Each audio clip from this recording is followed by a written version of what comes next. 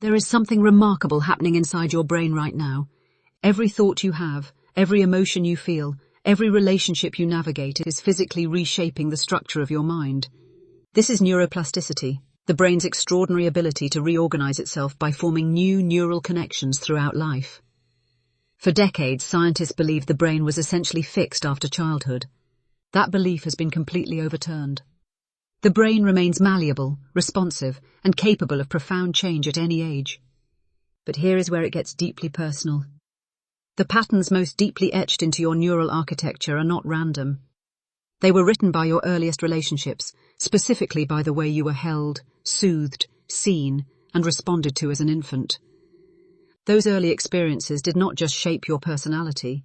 They literally wired your brain, creating the emotional blueprints you carry into every relationship you form as an adult. Attachment theory, originally developed by psychologist John Bowlby and later expanded by Mary Ainsworth, describes the deep emotional bonds formed between children and their caregivers. What neuroscience has revealed is that these bonds are not just psychological constructs. They are biological realities embedded in brain structure and chemistry. When a caregiver consistently responds to an infant's needs with warmth and attunement, the child's brain develops a secure attachment style. The prefrontal cortex, responsible for emotional regulation and decision-making, grows stronger connections with the limbic system, the brain's emotional center. Stress response systems remain balanced.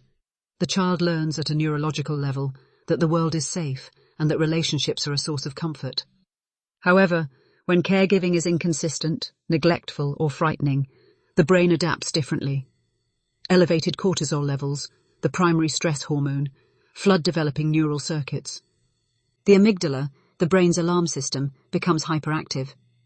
Children raised in these environments often develop anxious, avoidant, or disorganized attachment styles, each representing a distinct neural survival strategy shaped by early relational experiences. Fast forward to adulthood, and those early neural patterns are still running in the background of every romantic relationship, friendship, and professional dynamic you engage in.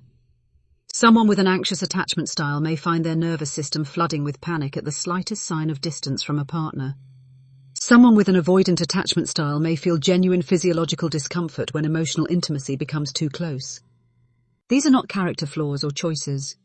They are deeply conditioned neural responses, firing automatically based on patterns established long before conscious memory even formed. The brain essentially treats current relationships as if they were the original caregiving environment, scanning for familiar emotional cues and responding accordingly.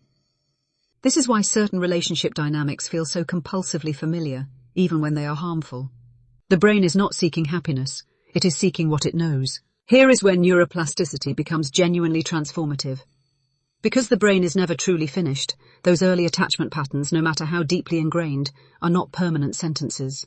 Research in interpersonal neurobiology, pioneered by scholars like Daniel Siegel, demonstrates that new relational experiences can physically rewire attachment circuitry. Consistent, safe, and attuned relationships, whether with a therapist, a partner, or a trusted friend, create what researchers call corrective emotional experiences. Over time, these experiences build new neural pathways that compete with and gradually override the old survival patterns. Mindfulness practices strengthen the prefrontal cortex, improving the capacity to pause before reacting from old attachment wounds. Therapy modalities like eye movement, desensitization and reprocessing, known as EMDR, and somatic therapies work directly with the nervous system to process stored relational trauma. Even the simple practice of noticing your emotional reactions without immediately acting on them begins to create new neural grooves. The brain learns through repetition and emotional significance. Every moment of choosing differently, every experience of being truly seen by another person, is a vote cast for a new neural reality. Understanding that your attachment style is a product of neurobiology rather than personal weakness fundamentally changes the conversation around healing. You are not broken. You are adapted. Your brain did exactly what it was designed to do. It survived.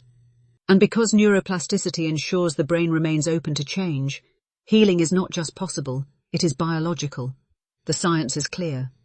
New experiences, sustained over time, rewrite old stories at the level of neurons and synapses. The brain that learned fear in relationship can learn safety. The mind shaped by early disconnection can find its way toward genuine, lasting connection.